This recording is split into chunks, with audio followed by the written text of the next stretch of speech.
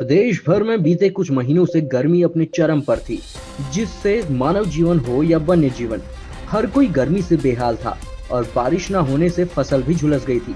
लेकिन मौसम विभाग द्वारा बारिश का अलर्ट जारी होने के बाद प्रदेश में जगह जगह बारिश हो रही है। जनपद उधम सिंह नगर में बीते कुछ दिनों में हुई बारिश से लोगों को गर्मी से निजात तो मिली, तो किसानों के लिए ये बारिश वरदान साबित हुई है। बारिश के कारण धान किसानों के चेहरे खिल गए और जगह जगह किसान धान बुआई कर रहे हैं और रुक रुक कर हो रही बारिश से लोगों को राहत मिल रही है। इस जो मानसून से बारिश से किसानों को, वन्य जीवों को ये बहुत ज़्यादा फ़ायदा मिला है, क्योंकि किसान अब अपनी खेती का टाइम आ गया है, धान बोने का टाइम आ गया है, इसमें धान बोएगा। और जो जंगल में प्यासे जीव मर रहे थे तो उनके लिए पानी की व्यवस्था भगवान ने कर दी है। इसकी बहुत ज़्यादा उम्मीद हो रही थी कि कब मानसून आएगा और कब बरसेगा, तो इससे लोग, किसान सब खुशहाल हैं। और यह इसमें किसानों का बहुत फायदा हुआ है और धान के लिए तो, बुआई के लिए तो बहुत ही ज़्यादा महत्वपूर्ण फायदा है, क्योंकि किसान की इस टाइम जो धान की बुआई थी उसके लिए जो बरसात जो है बहुत महत्वपूर्ण। उत्तराखंड में आगामी त्रिस्तरीय पंचायत चुनाव को लेकर कांग्रेस ने अपनी तैयारियां पूरी कर ली है। प्रदेश कांग्रेस अध्यक्ष करण माहरा ने बताया कि सभी क्षेत्रों के लिए प्रभारी नियुक्त कर दिए गए हैं और पार्टी एकजुट होकर चुनाव लड़ेगी। माहरा ने आरक्षण रोस्टर में अनियमितताओं को लेकर नाराजगी जताई और कहा कि कई जगहों पर इसका विरोध और आपत्तियां दर्ज की जा रही हैं। उन्होंने दावा किया कि कांग्रेस सामूहिक नेतृत्व के साथ चुनाव में भाग लेगी और पूरी मजबूती से मैदान में उतरेगी।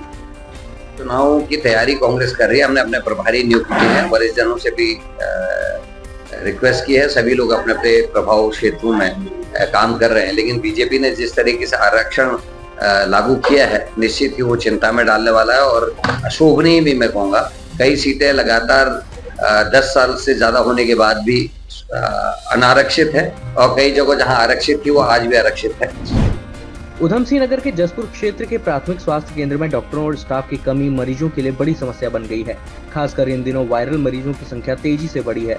केंद्र प्रभारी धीरेन्द्र मोहन गहलोत ने बताया कि बाल रोग विशेषज्ञ, सर्जन, पैथोलॉजिस्ट और फिजिशियन पहले से ही नहीं है और अब 2 सामान्य डॉक्टरों का भी ट्रांसफर हो गया है। गहलोत ने कहा कि पिछले साल की तुलना में मरीजों की संख्या 50 से 60% तक बढ़ी है, इसलिए एक बड़े अस्पताल की जरूरत महसूस हो रही है। अस्पताल के उच्चीकरण की मांग की गई है और यह विषय सरकार के विचाराधीन है। उन्होंने उम्मीद जताई कि स्थानीय जनप्रतिनिधियों की पहल से जल्द सुधार होगा और सुविधाएं बढ़ेंगी।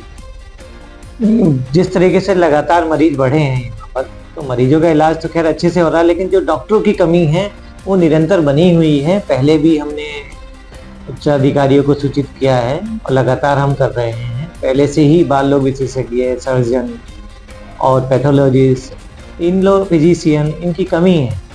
लेकिन अब 2 डॉक्टरों का और ट्रांसफर हो गया है, तो जो हमारे सामान्य रोग के डॉक्टर थे, LMO थी, उनकी भी कमी हो गई है। जिस तरीके से पिछले साल से मरीज बहुत ज़्यादा बढ़ गए हैं, तो उस हिसाब से तो हमें ज़्यादा ज़रूरत थी और कम हो गए हैं।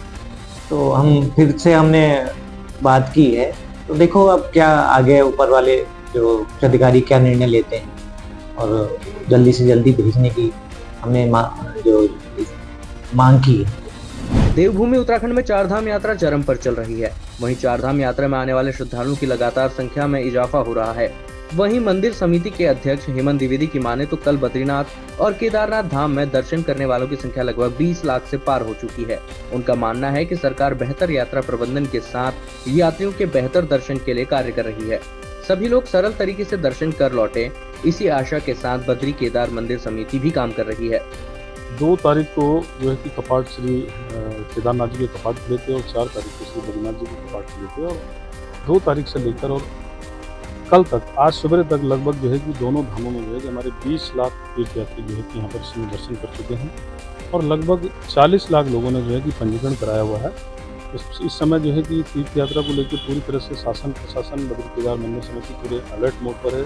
जो आपदा कंट्रोल है, आपदा प्रबंधन है, आपदा प्रबंधन के कंट्रोल में पूरी तरह से यातायात व्यवस्था हो, चाहे चिकित्सा व्यवस्था हो, और जिसके लिए हम संकल्पबद्ध हैं कि सभी यात्रियों को जो है कि सुगम सरल दर्शनों की हम व्यवस्था कराएं। सभी यात्री जो वहाँ पर आ रहे हैं सुगमता के साथ में, सरलता के साथ में वहाँ पर दर्शन करके, सुरक्षित दर्शन करके जो है तीर्थ यात्रा। उत्तराखंड 3 दिवसीय दौरे पर देश की राष्ट्रपति द्रौपदी मुर्मू आ रही हैं, जिसे लेकर सरकार ने तैयारियां पूरी कर ली हैं। भाजपा महामंत्री आदित्य कोठारी का कहना है कि यह हमारे लिए गौरव की बात है कि देश की राष्ट्रपति उत्तराखंड आ रही हैं, साथ ही अपना जन्मदिन उत्तराखंड में मनाएंगी। यह बहुत हर्ष का विषय है, जिसके साथ ही भाजपा कार्यकर्ताओं में काफी उत्साह है और राष्ट्रपति के जन्मदिन को भव्य रूप से मनाने की तैयारियां चल रही हैं। साथ ही उनके स्वागत के लिए जॉली ग्रांट हवाई अड्डे पर भाजपा के कार्यकर्ता पहुंचेंगे। और अधिक सौभाग्य की बात यह कि वो अपना जन्मदिन देवभूमि उत्तराखंड में मना रही है। भारतीय जनता पार्टी के कार्यकर्ताओं में, आम जनता में बड़ा उत्साह इसको लेकर के है।